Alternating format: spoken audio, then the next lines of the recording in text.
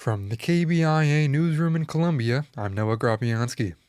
The Trump administration says it will partially fund the Supplemental Nutrition Assistance Program this month after two judges ruled it is required to keep the program running.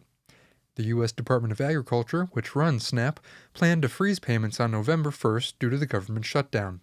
The program costs over $8 billion per month and serves about 1 in 8 Americans. The government says the emergency fund they will use has just enough money to cover half of that cost. It's unclear how much beneficiaries will receive or how quickly they'll receive them. If the fund is exhausted this month and the shutdown continues, a similar situation could happen in December. China has reversed course and committed to buy 12 million tons of U.S. soybeans this year, about half of what the country would normally import. Harvest Public Media's Will Bauer has more on the response from American farmers. In recent years, American companies have built up what are known as crushing facilities to turn beans into oil and meal. There's nearly 70 processors in the U.S., and that number is growing. Still, domestic soybean crushing can't make up for what China isn't buying this year. That's according to economist Tanner Emke with the ag lender CoBank. China buys traditionally about half the soybeans we export, and we can't replace that amount with domestic usage. It's impossible.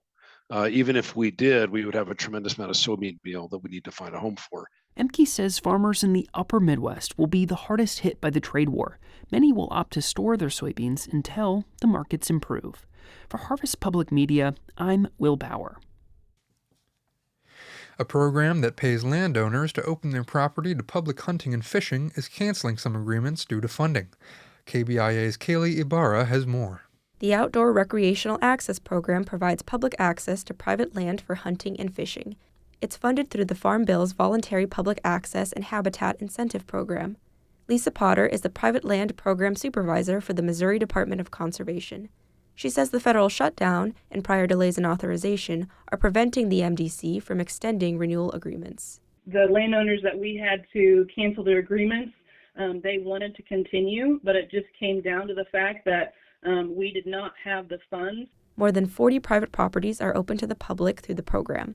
In the last few months, though, the program has had to cancel 7 of its agreements. I'm Kaylee Ibarra, KBIA News. The Columbia Chamber of Commerce announced a program last week to entice former residents to move back to the city. Samantha Chandler is the Chamber's Director